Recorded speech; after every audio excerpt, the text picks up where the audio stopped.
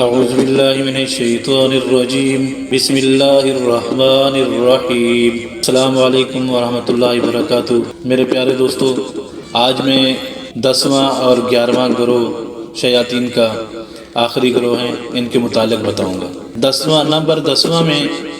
شیاطین جنات وہ جنات ہیں جو بتوں اور مورتیوں میں گھسے رہتے ہیں اور بت پرستی کا مشرکانہ رسم رواج کا موجب بنتے ہیں، اور یہ جنات اپنے طرح طرح کے مکر و فریب میں پھنسا کر ہندوؤں کو اور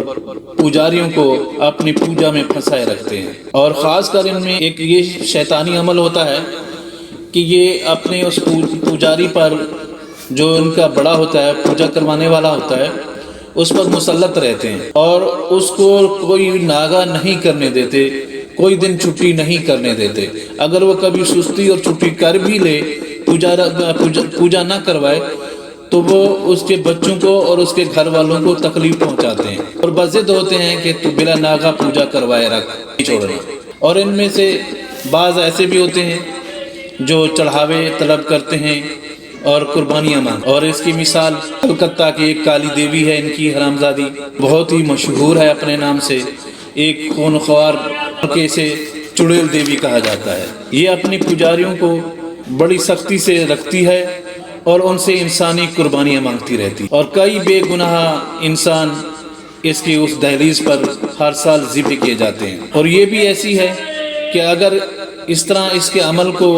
پجاری نہ کریں تو یہ ان سے ناراض ہو جاتی ہے اور ان کو تکلیف پہنچاتی ہے، طرح طرح کی تکلیفیں پہنچاتی ہے۔ اور اس کی خاص چیز یہ ہے کہ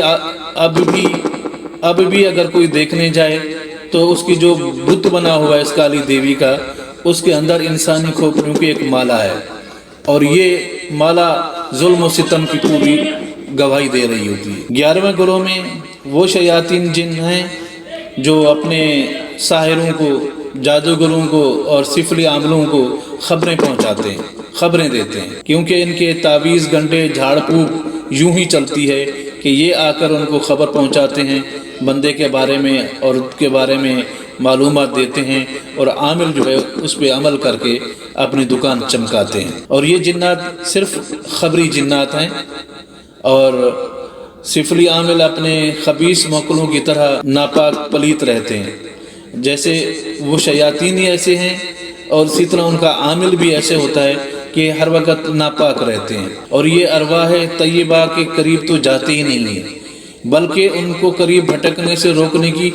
اتنی بے انتہا کوشش کرتے ہیں کہ اپنے ارد گرد گندگی کو جمع رکھتے ہیں، گندگی کے ڈھیر لگائے رکھتے ہیں تاکہ ارواح طیبہ ان کے قریب نہ۔ اس قسم کے جن، شیاطین اور ارواح خبیثہ کے عاملین کے نمونے اگر دیکھنے ہوں تو ہندوؤں کے کنج کے میلے میں آ کے دیکھ لیں۔ کنج کا میلہ ان کا بہت مشہور ہے، ان میں یہ حرام زادے، مادرزاد ننگے، میلے کچیلے، گندگی کھانے والے سادھوؤں کو جا کر دیکھو جو ہزاروں کی تعداد میں اس میلے میں شامل ہوتے ہیں۔ وہاں یہ الف ننگے اور غلیظ گندے لوگوں کا ایک لمبا جلوس نکلتا ہے، اور ہندو مرد عورتیں لاکھوں کی تعداد میں دو طرفہ قطار باندھ کر ان کے درشن کرتے ہیں، بڑے ادب اور احترام سے کھڑے ہوتے ہیں، اور سب کے سب ان کے آگے ہاتھ جوڑ کر، ہندو لفظ ہیں، ٹنڈوت بھر اور زمین پر اوندھے منہ اور دوہرے ہو کر آتے ہیں۔ ان میں جو خاص سادھو ہوتا ہے وہ بہت ہی ڈرونی، گندی، خوفناک صورت والا ہوتا ہے، میلا کچیلا، گندا، غلیظ ہوتا ہے۔ وہ لانتی جتنی وہ میلا اور گندا ہوتا ہے وہ اتنی گیان سمجھا جاتا ہے، نعوذ باللہ۔ باقی رہا تخلیق کے متعلق، قرآن میں ہے، اللہ تعالیٰ نے فرمایا ہے، اور میں نے جنوں اور انسانوں کو محض اس لیے پیدا کیا ہے کہ وہ صرف میری عبادت۔ اور دوسری جگہ ارشاد ہے، بے شک وہ اور اس کا لشکر تمہیں وہاں سے دیکھتا ہے جہاں سے تم انہیں نہیں دیکھ سکتے۔ کی 2 آیاتیں جن کا میں نے ترجمہ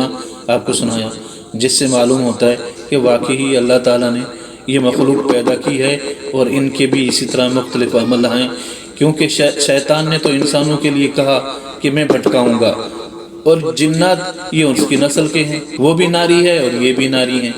اور لیکن ان میں بھی الحمدللہ بہت سارے مسلمان بھی ہیں اور ٹھیک بھی ہیں، ایسے انسانوں کی طرح ہیں۔ باقی ان کے متعلق آگے جو تخلیق کے متعلق انشاءاللہ کچھ ایک ویڈیو میں ریکارڈ کروں گا۔ وآخر دعوانا ان الحمدللہ رب العالمین۔